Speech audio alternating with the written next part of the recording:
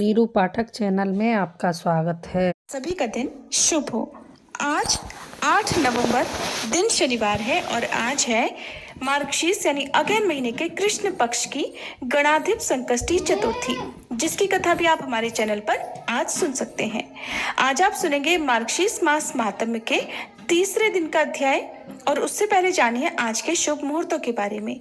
आज ब्रह्म मुहूर्त सुबह 5:04 से 5:52 तक रहेगा और सूर्योदय होगा सुबह 6:40 पर। सूर्यास्त का समय शाम 5:40 रहेगा। चंद्रोदय होगा रात 8:21 पर और आज शिव योग शाम 6:32 तक रहेगा। बाद में सिद्ध योग प्रारंभ हो जाएगा। तो ये दो शुभ योग आज के दिन बन रहे हैं। इसके अलावा अशुभ मुहूर्त यानी राहु काल सुबह 9 बजे से 10:30 बजे तक रहेगा और आज भद्रा काल भी रहने वाला है, जो कि सुबह 7:32 पर समाप्त हो रहा है। इस पवित्र मास में भगवान श्री कृष्ण की पूजा का विधान है और आज से हम इस चैनल पर सबसे पहले माँ लक्ष्मी जी और फिर सीता नित्यनेम की कथा के बाद अध्याय का श्रवण किया करेंगे। सीता नित्यनेम की कथा जिस घर में होती है उस घर में सदा अन्न और धन के भंडार भरे रहते हैं, इसलिए आप भी चाहें तो सीता नित्यनेम की कथा प्रत्येक दिन सुन सकते हैं। हमारे कुछ श्रोता ऐसे हैं जिनको हमारे चैनल पर वीडियो ढूंढने में परेशानी होती है, जो खुद से सर्च नहीं कर पाते हैं। तो अगर आपके फ़ोन में व्हाट्सएप है तो आप हमारे व्हाट्सएप ग्रुप चैनल को भी सब्सक्राइब कर सकते हैं, ताकि हमारे व्हाट्सएप ग्रुप में आपको हमारी कथाओं का या जो भी वीडियोस पब्लिक होती हैं उनका लिंक समय से मिल जाए और आप केवल व्हाट्सएप पर जाकर ही हमारी सारी कथाओं को सुन सकते हैं। और व्हाट्सएप चैनल का लिंक आपको हमारे चैनल की कम्युनिटी पोस्ट में मिल जाएगा। एक बार एक बूढ़े ब्राह्मण थे। वह रोज पीपल को जल से सींचा करते थे। पीपल में से रोज एक लड़की निकलती और कहती, पिताजी मैं आपके साथ जाऊंगी। ये सुनते सुनते वह बूढ़े ब्राह्मण दिन प्रतिदिन कमजोर होते गए। तब एक दिन उनकी पत्नी ने पूछा, क्या बात है? तब बूढ़े ब्राह्मण ने कहा कि अरे भाग्यवान, पीपल से रोज एक लड़की निकलती है और कहती है कि वो भी मेरे साथ चलेगी। तब ब्राह्मणी बोली कि कल ले आना उस लड़की को। जहां हमारी 6 लड़कियां पहले से ही घर पर हैं, वहां 7वीं लड़की और सही। अगले दिन बूढ़े ब्राह्मण ने उस लड़की को अपने घर पर चलने के लिए कहा और वह उस लड़की को घर ले आए। लड़की को घर पर छोड़ने के बाद वह वृद्ध ब्राह्मण गांव में आटा मांगने गए तो उन्हें उस दिन और दिनों की अपेक्षा ज्यादा आटा मिला था। जब ब्राह्मणी घर पर वह आटा छानने लगी तो लड़की ने कहा, माँ जी लाइए, मैं छान देती हूँ आटा। जब वह लड़की आटा छानने बैठी तो परात भर गई। उसके बाद ब्राह्मणी भोजन बनाने जाने लगी तो वह लड़की बोली, माँ जी आज रसोई में मैं जाऊंगी। ब्राह्मणी बोली, नाना तू अभी छोटी है, तेरे हाथ जल जाएंगे। लेकिन लड़की नहीं मानी और वह रसोई में भोजन बनाने चली गई तो उसने कुछ ही देर में तरह तरह के 3600 व्यंजन बना डाले और आज तो सभी ने भरपेट भोजन किया। इससे पहले वह सभी आधा पेट भूखा ही रहते थे। रात हुई तो ब्राह्मणी का भाई आया और कहने लगा, दीदी मुझे तो भूख लगी है, मैं भोजन करूंगा। ब्राह्मणी परेशान हो गई कि अब रात को वह खाना कहाँ से लाएंगी। तब लड़की ने पूछा, माँ जी क्या बात है? ब्राह्मणी ने कहा कि तेरा मामा आया है और वह रोटी खाएगा, लेकिन रोटी तो सबने खा ली है, अब उसके लिए मैं कहाँ से लाऊंगी। लड़की बोली, माँ जी आप चिंता मत कीजिए, मैं बना दूंगी। और फिर वह लड़की रसोई में गई और मामा के लिए 3600 व्यंजन बना दिए। मामा ने भरपेट खाया और कहा कि ऐसा खाना तो इससे पहले उसने कभी नहीं खाया है।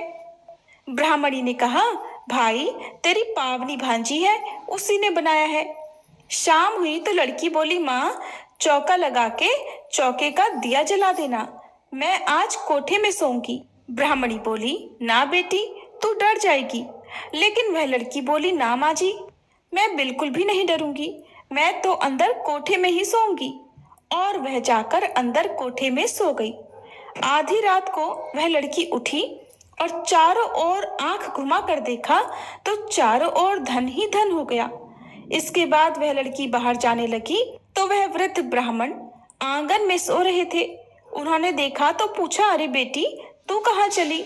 लड़की बोली, बाबा जी, मैं तो दरिद्रता दूर करने आई थी। अगर तुम्हें दूर करवानी है तो करवा लो। फिर उस लड़की ने आंगन में भी चारों ओर आंख घुमाकर देखा तो चारों ओर धन के भंडार भर गए। सुबह सवेरे जब सब उठे तो लड़की को ना पाकर सब उसे ढूंढने लगे कि पावनी बेटी कहाँ चली गई। वृद्ध ब्राह्मण ने कहा कि वो तो लक्ष्मी माता थी जो हम सब की दरिद्रता भी दूर कर गई हैं। हे लक्ष्मी माता, जैसे आपने उन वृद्ध ब्राह्मण की दरिद्रता दूर की वैसे ही सबकी करना। कहानी को कहते सुनते हुंकारा भरते सबकी करना।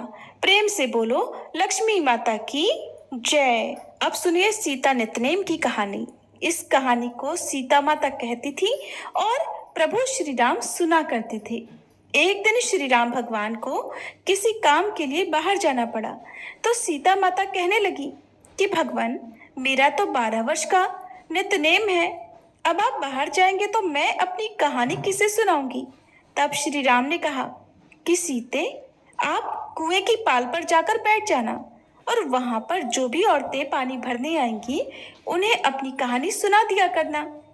सीता माता कुएं की पाल पर जाकर बैठ गई। तभी एक स्त्री आई। उसने रेशम की जरी की साड़ी पहन रखी थी और सोने का घड़ा ले रखा था।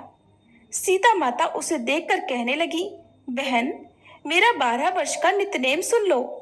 पर वह स्त्री बोली कि मैं तुम्हारा नितनेम सुनूंगी तो मुझे तो घर जाने में देर हो जाएगी और मेरी सास मुझसे झगड़ा करेगी। इसलिए उसने कहानी नहीं सुनी और अपने घर चली गई। लेकिन उसके घर जाते ही उसकी रेशम जरी की साड़ी फट गई।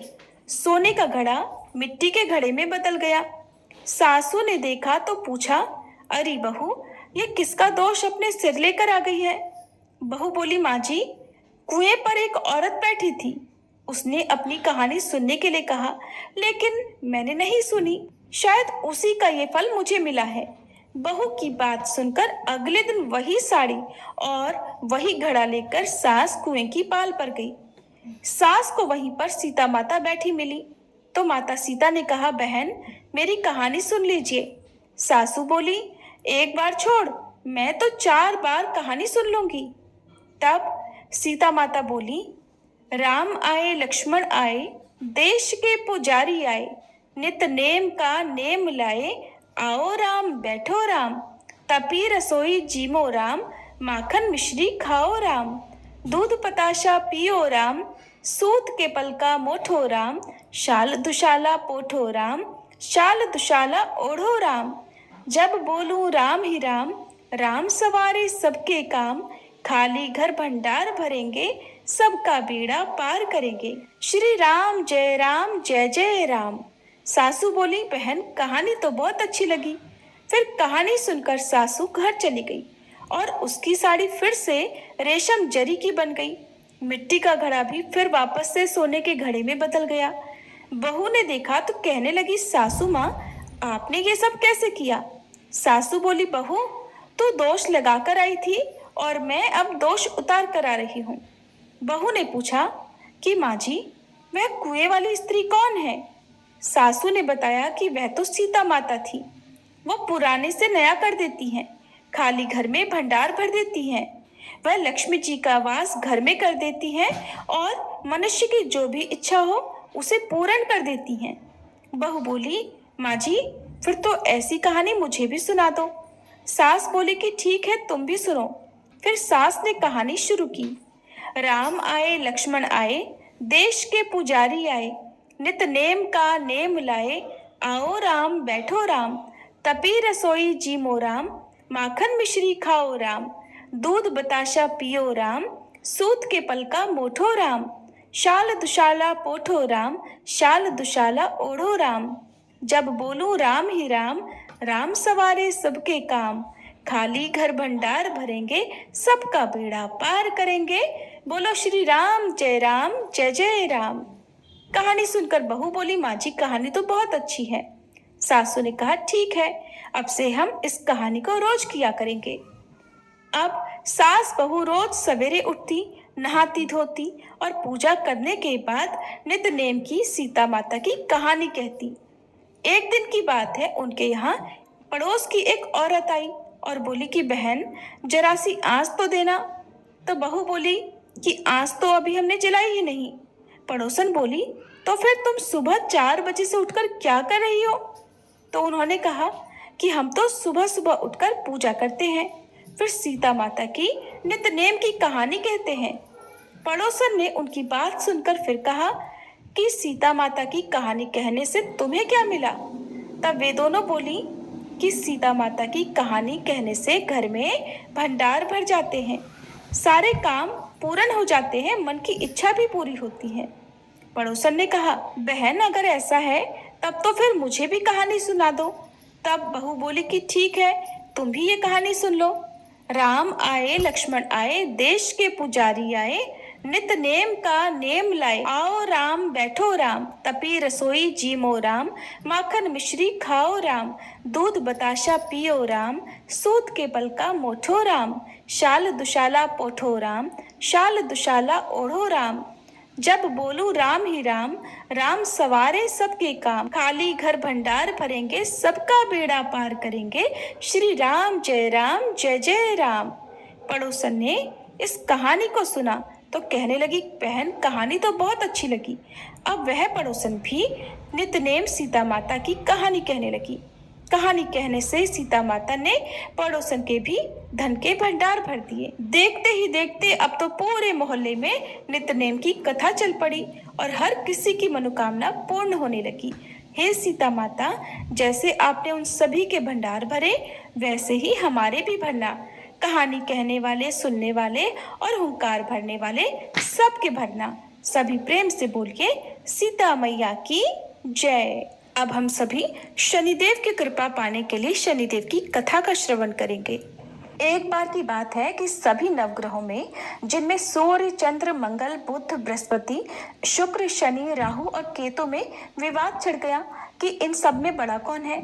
सभी आपस में विवाद करने लगे, लेकिन कोई निर्णय न निकलने पर देवराज इंद्र के पास वे निर्णय कराने पहुंचे। सभी ग्रहों को अपने सामने उपस्थित देखकर इंद्रदेव घबरा गए।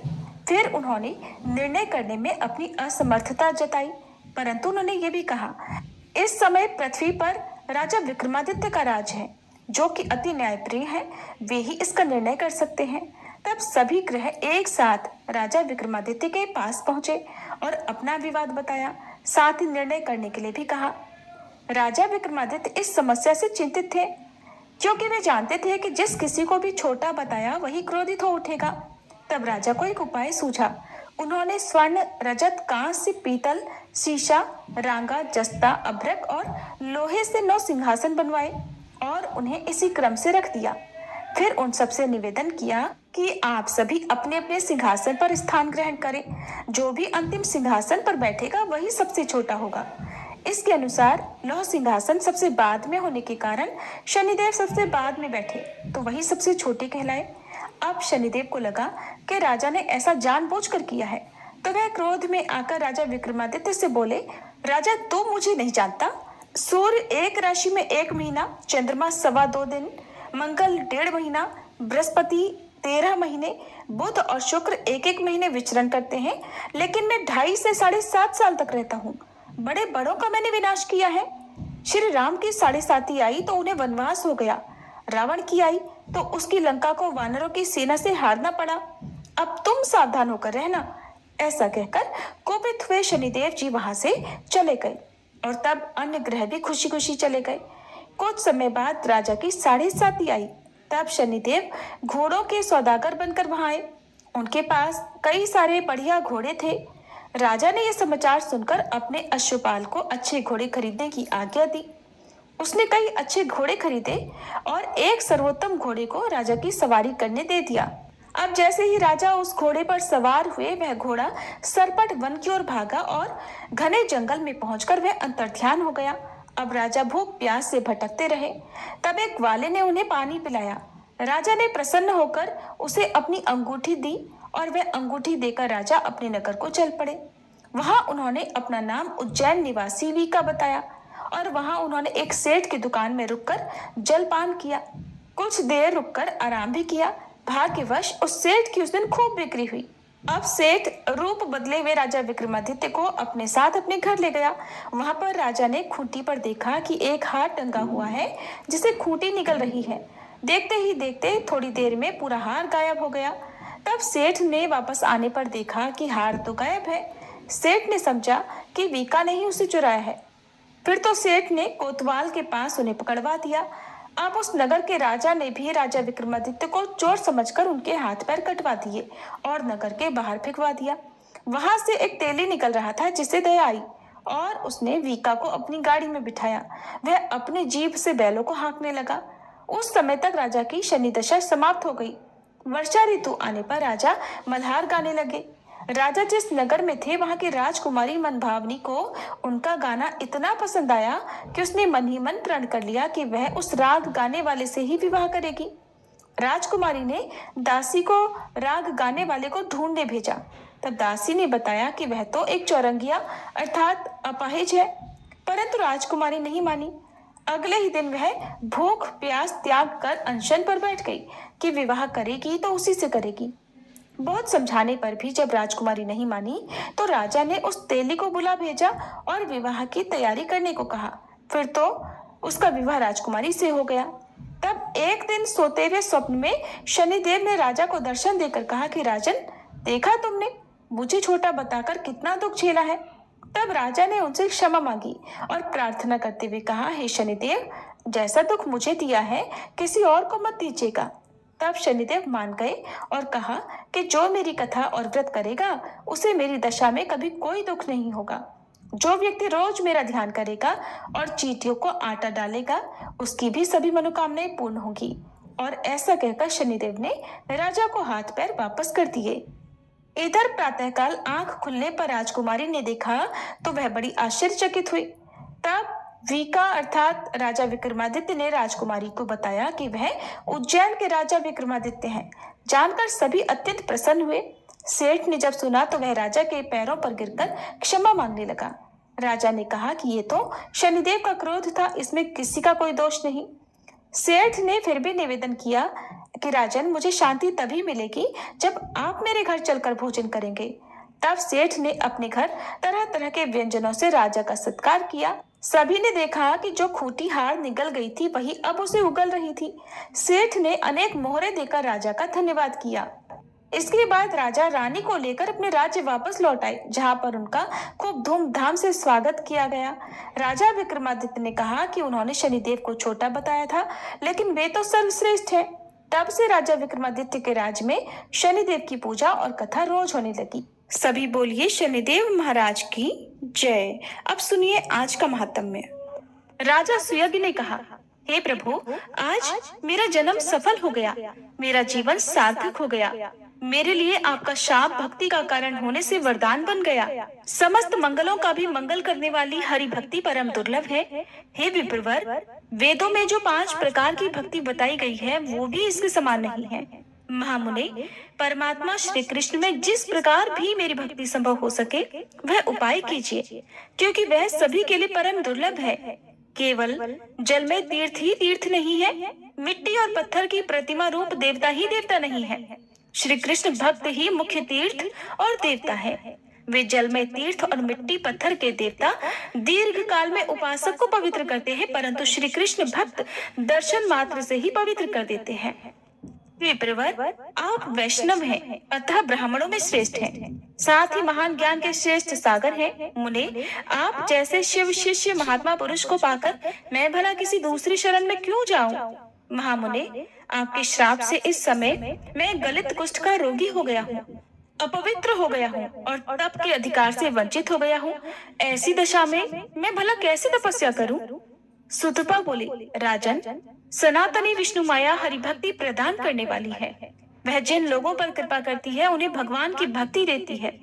माया जिन्हें मोहित करती है उन्हें हरि भक्ति नहीं देती, अपितु उनको नश्वर धन देकर ठग लेती है। इसलिए तुम प्राकृतिक गुणों से रहित कृष्ण प्रेममयी शक्ति और श्री कृष्ण के प्राणों की अधिष्ठात्री देवी श्री राधा की आराधना करो, जो संपूर्ण संपदाओं को देने वाली है। उनकी कृपा और सेवा से शीघ्र ही तुम गोलोक में चले जाओगे। वे सर्व आराध्य श्री कृष्ण से भी सेवित और पूजित हैं। निर्गुण परमात्मा श्री कृष्ण तो ध्यान से भी वश में न होने वाले और बड़े दुराराध्य हैं। उनकी सेवा करके भक्त जन बड़े लंबे समय तक उनकी सेवा करते हैं, अनेक जन्मों के बाद फिर गोलोक में जाते हैं। किंतु सर्वसम्मत स्वरूपिणी श्री राधा महाविष्णु की भी जननी है, कृपामयी है, इसलिए उनका दर्शन करके उनकी भक्ति करके भक्तजन शीघ्र ही गोलोक में चले जाते हैं।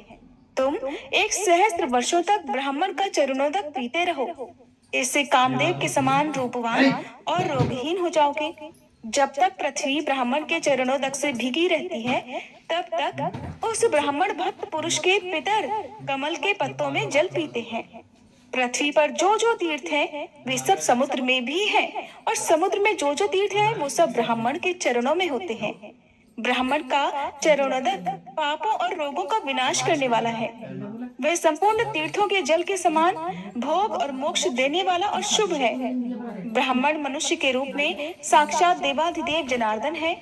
ब्राह्मण के दिए हुए पदार्थ को सभी देवता भोग लगाते हैं। ऐसा कहकर ब्राह्मण सुतपा सुयज्ञ के सत्कार को ग्रहण करके अपने घर को चले गए। जाते जाते वो ये कह गए कि मैं 1 वर्ष के बाद फिर आऊंगा। हे शिवे, राजा प्रतिदिन भक्ति भाव से अब ब्राह्मण के चरणोदक का पान करने लगे। उन्होंने 1 वर्ष तक ब्राह्मणों की पूजा की और उन्हें भोजन कराया। वर्ष बीतते बीतते राजा रोग व्याधि से मुक्त हो गए। फिर कश्यप कुल के अग्रणी मुनिश्रेष्ठ सुतपा वहां आए। उन्होंने श्री राधा की पूजा के विधान, स्तोत्र, कवच, मंत्र और साम वेदोक्त ध्यान का राजा सुयज्ञ को उपदेश दिया और कहा, राजन, शीघ्र ही घर छोड़कर निकल जाओ। ऐसा कहकर मुनि तो तपस्या के लिए चले गए और राजा तुरंत ही घर छोड़कर दुर्गम वन को चल दिए। राजा की चारों रानियों ने प्राण त्याग दिए और उनका पुत्र राजा हुआ। राजा सुयज्ञ ने फिर पुष्कर में जाकर बड़ी कठिन तपस्या की। उन्होंने 100 दिव्य वर्षों तक श्री राधा के उत्कृष्ट मंत्र का जप किया। तब उन्होंने आकाश में रथ पर बैठी हुई परमेश्वरी श्री राधा रानी के दर्शन किए। उनके दर्शन मात्र से ही राजा के सारे पाप ताप दूर हो गए। उन्होंने फिर मनुष्य देह को त्याग दिया और दिव्य रूप धारण कर लिया। देवी श्री राधा उस रत्नेंद्र निर्मित विमान द्वारा राजा को साथ में गोलोक में लेकर चली गई। राजा ने विरजा नदी और मनोहर शतशृंग पर्वत से घिरे हुए श्री वृंदावन से युक्त और रास मंडल से मंडित गोलोक का फिर दर्शन किया। अब उस धाम के बारे में भी सुनिए। वह धाम गौओं, गोपियों और गोप समूहों से सेवित, रत्नेंद्र सार से निर्मित और अत्यंत मनोहर भवनों द्वारा सुशोभित हो रहा था। तरह तरह के चित्र विचित्र दृश्य उसकी शोभा बढ़ा रहे थे और वह कल्प वृक्ष युक्त 37 उपवनों से अर्थात बगीचों से शोभायमान था। उन बगीचों में पारिजात के वृक्ष भी भरे हुए थे। सारा गोलोक कामधेनुओं से भरा हुआ था। आकाश की तरह विपुल विस्तार से युक्त और चंद्रमंडल के समान गोलाकार था। बैकुंठ से 50 करोड़ योजन ऊपर वह शून्य में बिना किसी आधार के स्थित है और भगवान की इच्छा से ही सुस्थिर है। आत्म प्रकाश के समान नित्य है और हम लोगों के लिए भी परम दुर्लभ है। मैं नारायण, अनंत, ब्रह्मा, विष्णु, महाविराट, धर्म, क्षुद्र, विराट, गंगा, लक्ष्मी, सरस्वती, तुम अर्थात पार्वती जी, विष्णु माया, सावित्री, तुलसी, गणेश, सनत कुमार, अग्नि और कृष्ण मंत्रों के उपासक और भारतीय वैष्णव, इन सब ने ही गोलोक को देखा है, बल्कि दूसरों ने इसे कभी नहीं देखा। उस गोलोक धाम में श्याम सुंदर श्री कृष्ण निरामय रत्न सिंहासन पर विराजमान है। रत्नों के हार, किरीट और रत्नमय आभूषणों से वो सुसज्जित है। अग्नि शुद्ध अत्यंत निर्मल चिन्मय पीतांबर उनके श्री अंगों की शोभा बढ़ाता है और उनके सारे अंग चंदन से चर्चित हैं। वे किशोर गोप बालक के रूप में दिखाई देते हैं। नूतन जलधर के समान श्याम कांति, श्वेत कमल के समान नेत्र, शरद की पूर्णिमा के चंद्रमंडल तिरस्कृत करने वाला मंद हास्य से सुशोभित उनका सुंदर मुख, मनोहर आकृति, दो भुजाएं और हाथों में मुरली, बस यही उनके रूप की झांकी है। भक्तों पर अनुग्रह करने के लिए वे दिव्य विग्रह धारण किया करते हैं। श्री कृष्ण परम स्वतंत्र, प्रकृति से परे, पर ब्रह्म स्वरूप निर्गुण परमात्मा है और ध्यान से भी वो वश में नहीं आने वाले हैं। उनकी आराधना तो बड़ी कठिन है, वे हमारे लिए भी परम दुर्लभ हैं। उनके प्रिय सखा 12 ग्वाल बाल सफेद चमर लेकर उनकी सेवा किया करते हैं। प्रेम पीड़िता वही शुद्ध चिन्मय वस्त्र धारिणी, रत्न विभूषण भूषिता और परम मनोहारिणी गोपिकाएं मंद मंद मुस्कुराती हुई उनकी छवि को देखा करती हैं। रास मंडल के मध्य भाग में परात्पर पुरुष श्री कृष्ण के राजस्व यज्ञ ने इसी रूप में दर्शन किए। श्री राधा ने ही वहां उन्हें अपने प्राण वल्लभ के दर्शन करवाए थे।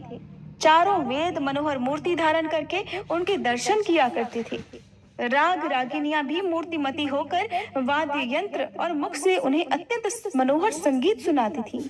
हे शिवे, नित्य सनातनी प्रकृति के साथ तुम भी सदा उनके चरणारविंदों की सेवा करती हो। वे तुलसी दल से मंडित होते हैं और कस्तूरी, कुमकुम, गंध, चंदन, दूर्वा, अक्षत, पारिजात पुष्प और विरजा के निर्मल जल से उनके लिए नित्य अर्घ दिया जाता है। उस समय तो उनकी बड़ी शोभा होती है। तो श्री कृष्ण का दर्शन करके सशंकित होकर राजा सुयज्ञ तुरंत रथ से उतर पड़े। उनकी आंखों से आंसू बहने लगे। पुलकित शरीर से भगवान के चरणों में मस्तक रखकर फिर उन्होंने उन्हें प्रणाम किया।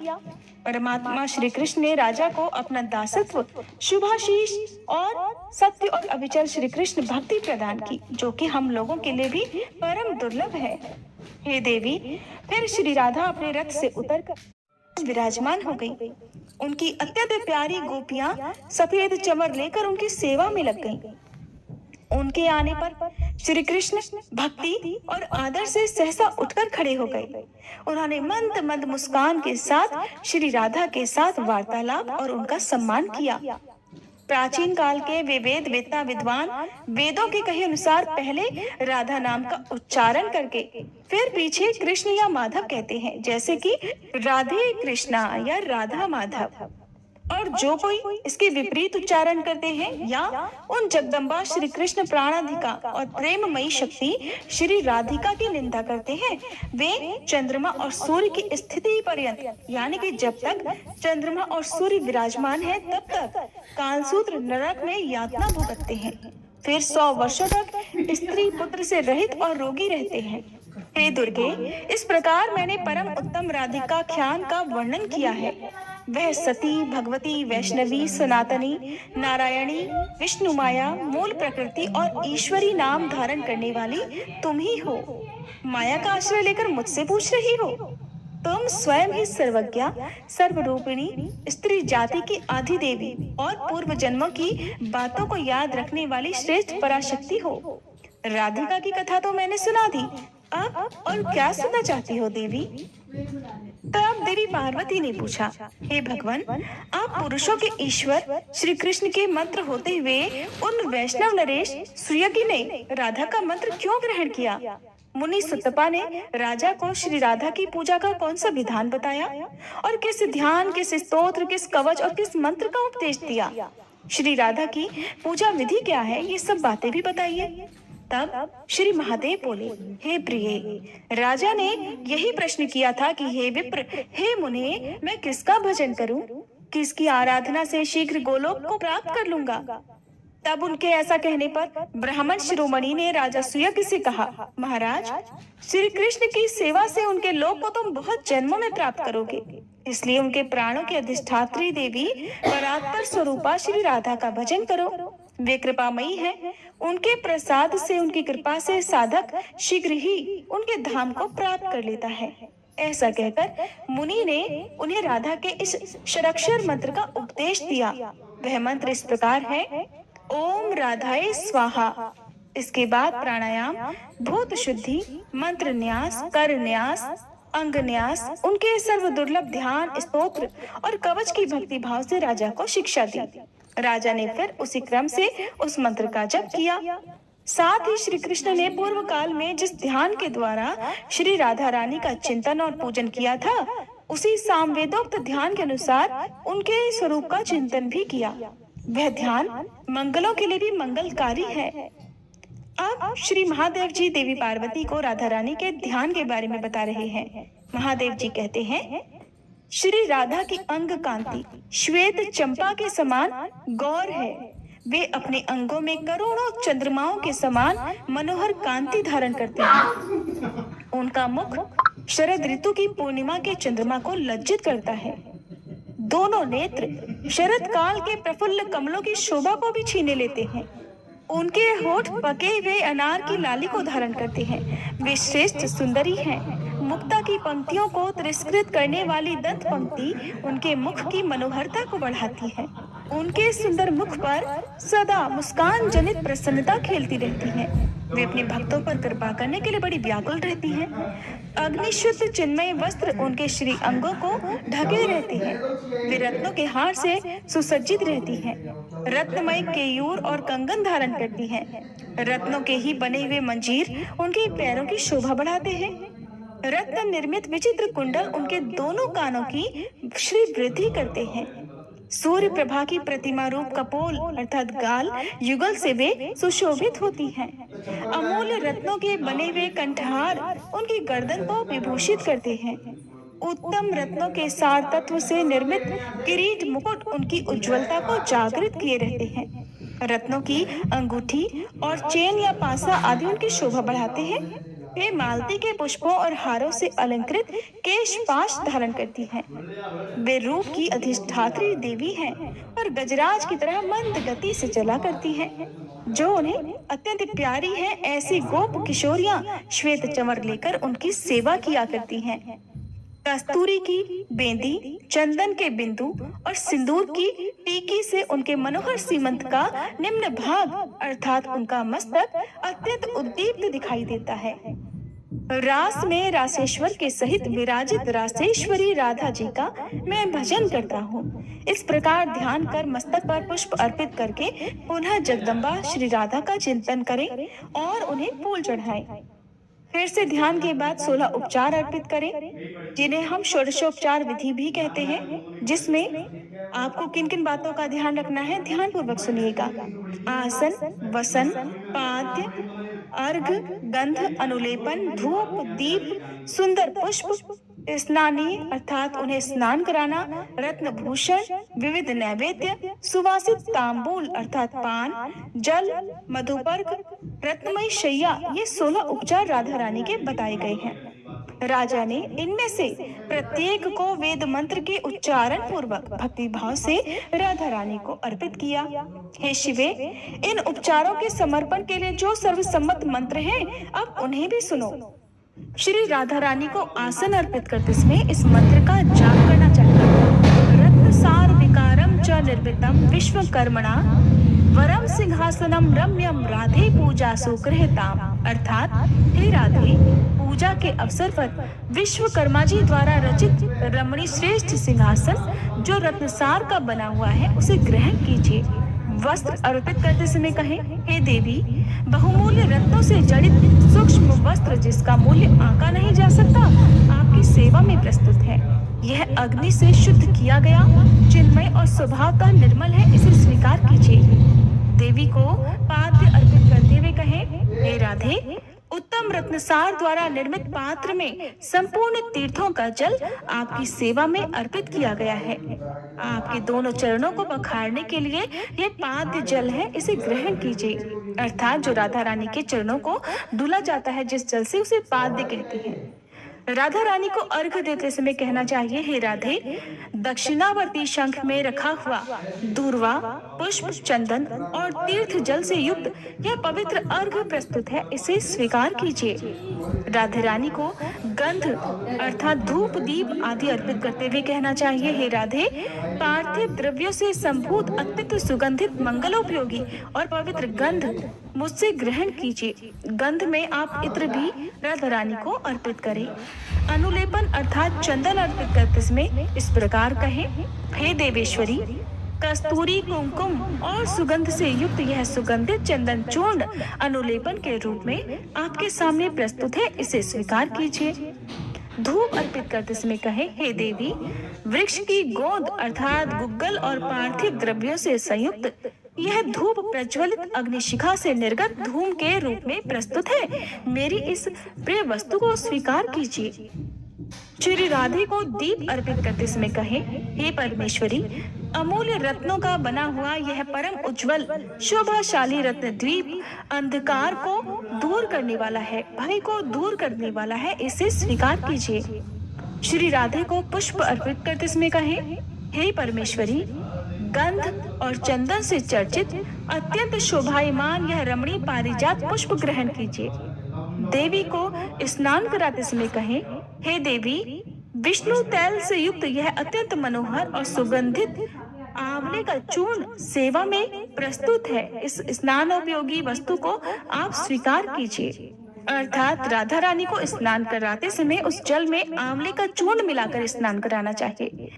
श्री राधा रानी को आभूषण अर्पित करते समय कहे, हे राधे, अमूल्य रत्नों के बने हुए केयूर, कंगन आदि आभूषणों को और परम शोभाशाली शंख की चूड़ियों को आप मेरी ओर से ग्रहण कीजिए।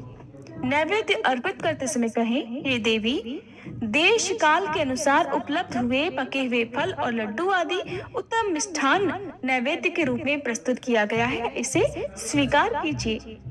जल और पान अर्पित करते समय कहे, हे देवी, कपूर आदि से सुवासित सभी भोगों से उत्कृष्ट रमणीय और सुंदर तांबूल तथा स्वादिष्ट जल ग्रहण कीजिए। 14वां है मधुपर्क। परमेश्वरी, रत्नमय पात्र में रखा हुआ यह अशन अर्थात मधुपर्क अत्यंत स्वादिष्ट और परम मनोहर है। मैंने भक्ति भाव से इसे आपकी सेवा में समर्पित किया है, कृपया इसे स्वीकार कीजिए। मधुपर्क कहते हैं दही, दूध, शहद और घी के मिश्रण को।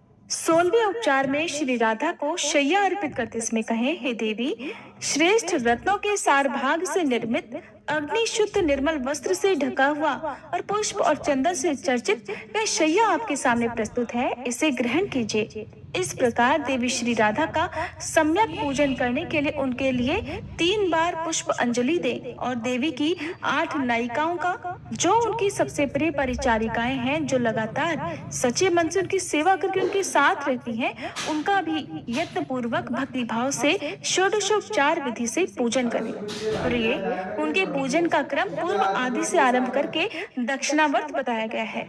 पूर्व दिशा में मालावती, अग्नि कोण में माधवी, दक्षिण में रत्नमाला, नैऋत्य कोण में सुशीला, पश्चिम में शशिकला, वायव्य कोण में पारिजाता, उत्तर में पद्मावती और ईशान कोण में सुंदरी की पूजा करें। और ये देवी की 8 प्रिय परिचारिकाएं हैं। व्रती पुरुष व्रत काल में जूही, मालती और कमलों की माला चढ़ाए, फिर साम वेदोक्त रीति से परिहार नामक स्तुति करें। अब आप सभी भी मेरे साथ ही श्री राधा रानी की सच्चे मन से स्तुति कीजिए। मेरे साथ दोहराइए, हे राधे रानी, आप देवी हो, जगत जननी सनातनी विष्णु माया हो, श्री कृष्ण के प्राणों की अधिष्ठात्री देवी और उन्हें प्राणों से भी अधिक प्यारी हो, शुभ स्वरूपा हो, कृष्ण प्रेममयी शक्ति और श्री कृष्ण सौभाग्य रूपिणी हो, श्री कृष्ण की भक्ति प्रदान करने वाली मंगलदायिनी राधे, आपको नमस्कार है। आज मेरा जन्म सफल है, आज मेरा जीवन सार्थक हुआ, क्योंकि श्री कृष्ण ने जिसकी पूजा की है वही देवी आज मेरे द्वारा पूजित हुई हैं। श्री कृष्ण के वक्ष स्थल में जो सर्व सौभाग्यशालिनी राधा हैं, वे ही रास मंडल में रासेश्वरी, वृंदावन में वृंदा, गोलोक में कृष्ण प्रिया, तुलसी कानन में तुलसी, कृष्ण संग में चंपावती, चंपक कानन में क्रीड़ा, चंद्रवन में चंद्रावली, शतशृंग पर्वत पर सती, विरजा तटवर्ती कानन में विरजापद हंत्री, पद्मवन में पद्मावती, संपूर्ण स्वर्ग में देव दुख विनाशिनी स्वर्ग लक्ष्मी और शंकर जी के वक्ष स्थल पर सनातनी विष्णु माया दुर्गा है। और जो काम्यक वन में काम्या, बैकुंठ में महालक्ष्मी, नारायण के हृदय में वाणी, क्षीर सागर में सिंधु कन्या और मर्त्यलोक में हरि प्रिया लक्ष्मी है, वही अपनी कला द्वारा वेद माता सावित्री होकर ब्रह्म वक्ष में विलास करती हैं। हे देवी राधे, आप ही अपनी कला से धर्म की पत्नी और मुनि नर नारायण की जननी हो।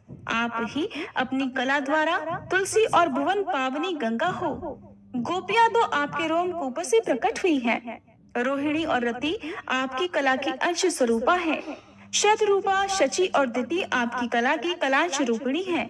देव माता हरिप्रिया अदिति आपकी कलांश रूपा है। हे शुभे, देवांगनाएं और मनुपत्नियां आपकी कला से प्रकट हुई हैं। हे कृष्ण पूजिते, आप मुझे श्री कृष्ण की भक्ति और श्री कृष्ण का दास्य प्रदान कीजिए। इस प्रकार परिहार और स्तुति करके श्री राधा का कवच का पाठ करें। यह प्राचीन शुभ स्तोत्र श्री हरि की भक्ति और दास्य प्रदान करने वाला है। इस प्रकार जो प्रतिदिन श्री राधा की पूजा करता है वह भारतवर्ष में साक्षात श्री हरि के समान हो जाता है, जीवन मुक्त और पवित्र है। उसे निश्चय ही गोलोक धाम की प्राप्ति होती है। हे शिवे, जो प्रतिवर्ष कार्तिक की पूर्णिमा को इसी क्रम से श्री राधा की पूजा करता है वह राजसूय यज्ञ के फल का भागी हो जाता है। इस लोक में उत्तम ऐश्वर्य से संपन्न और पुण्यवान हो जाता है और अंत में सभी पापों से मुक्त होकर श्री कृष्ण के धाम में जाता है। हे पार्वती, आदिकाल में पहले श्री कृष्ण ने इसी क्रम से वृंदावन के रास मंडल में श्री राधा की स्तुति और पूजा की थी। दूसरी बार आपके वर से वेद माता सावित्री को पाकर सृष्टिकर्ता ब्रह्मा जी ने इसी क्रम से श्री राधा का पूजन किया था। नारायण ने भी श्री राधा की आराधना करके महालक्ष्मी, सरस्वती, गंगा और भुवन पावनी पराशक्ति तुलसी जी को प्राप्त किया था। क्षीर सागर शाही श्री विष्णु ने राधा जी की आराधना करके ही सिंधु सुता को प्राप्त किया था। पहले दक्ष कन्या के सती हो जाने पर मैंने भी श्री कृष्ण की आज्ञा से पुष्कर में श्री राधा की पूजा करके उसके प्रभाव से तुम्हें प्राप्त किया। पतिव्रता श्री राधा की पूजा करके उनके दिए हुए वर से कामदेव ने रति को, धर्मदेव ने सती साध्वी मूर्ति को, श्री राधा के जिस स्तोत्र का वर्णन किया वह आप अगले अध्याय में सुनेंगे। अब सुनिए श्री कृष्ण चालीसा पाठ। बंशी शोभित कर मधुर नील जलद तन श्याम, अरुण अधर जनु बिंबा फल नयन कमल अभिराम, पूर्ण इंद्र अरविंद मुख पीतांबर शुभ साज, जय मन मोहन मदन छवि कृष्ण चंद्र महाराज, जय यदुनंदन जय जगवंदन, जय वसुदेव देवकी नंदन, जय यशोदासुत नंद दुलारे, जय प्रभु भक्तन के धृगतारे, नागर नागन थैया कृष्ण कन्हैया धेनु चरैया, पुनि नख पर प्रभु गिरिवर धारो, आओ दीनन कष्ट निवारो, वंशी मधुर अधर धर तेरी, होवे पूर्ण मनोरथ मेरो, आओ हरि पुनि माखन चाखो, आज लाज भारत की राखो, गोल कपोल चिबुक अरुणारे, मृदु मुस्कान मोहिनी डारे, रंजित राजीव नयन विशाला, मोर मुकुट वैजंती माला, कुंडल श्रवण पीत पट आछे, कटी किंकणी काछन काछे, नील जलज सुंदर तन सोहे, छवि लखि सुर नर मुनि मन मोहे, मस्तक तिलक अलक घुंघराले, आओ कृष्ण बांसुरी वाले, करी पय पान पोत नहीं तार्यो, अका बका कागा सुर मार्यो, मधुवन जलत अग्नि जब ज्वाला, भय शीतल लखित ही नंद लाला, सुरपति जब ब्रज चढ़ियो रिसाई, मसूर धार वारी वर्षाई, लगत लगत ब्रज चहन बहायो, गोवर्धन नख धारी बचायो, लखिय सुदा मन भ्रम अधिकाई, मुख मह 14 भुवन दिखाई, दुष्ट कंस अति उधम मचायो, कोटि कमल जब फूल मंगायो, नाथी काली यही तब तुम लीने, चरण चिन्ह दे निर्भय कीन्हे, करी गोपिन संग रास विलासा, सबकी पूर्ण करी अभिलाषा। केतिक मह असुर संहार्यो, कंस ही केस पकड़ दे मार्यो। मात पिता की बंदी छुड़ाई, उग्र सेन कह राज दिलाई। मही से मृतक छहु सुत लायो, मातु देव की शोक मिटायो। भौमासुर मुर दैत्य संहारो, लाए शत दश सहस कुमारो। दे भी नहीं तृण चीर संहारा, जरा सिंधु राक्षस कह मारा।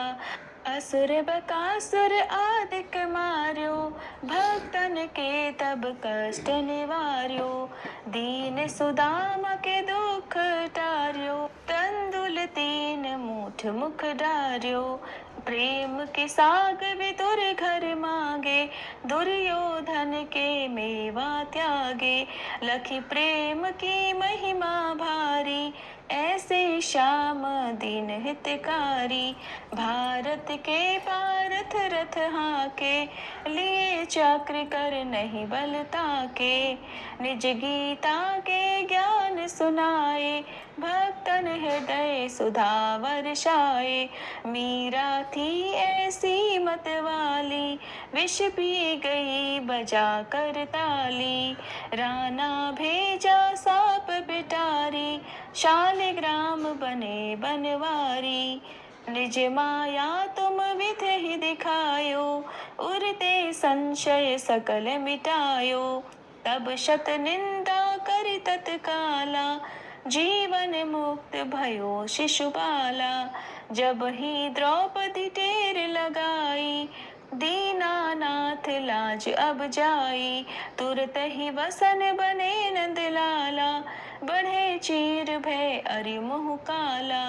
असनाथ के नाथ कन्हैया, डूबत भंवर बचावत नैया। सुंदर दास आस उरधारी, दया दृष्टि की जय बनवारी। नाथ सकल मम कुमति निवारो, क्षमहु बेगी अपराध हमारो। खोलो पट अब दर्शन दीजे, बोलो कृष्ण कन्हैया की जय। बोलो कृष्ण कन्हैया की जय, बोलो कृष्ण कन्हैया की जय।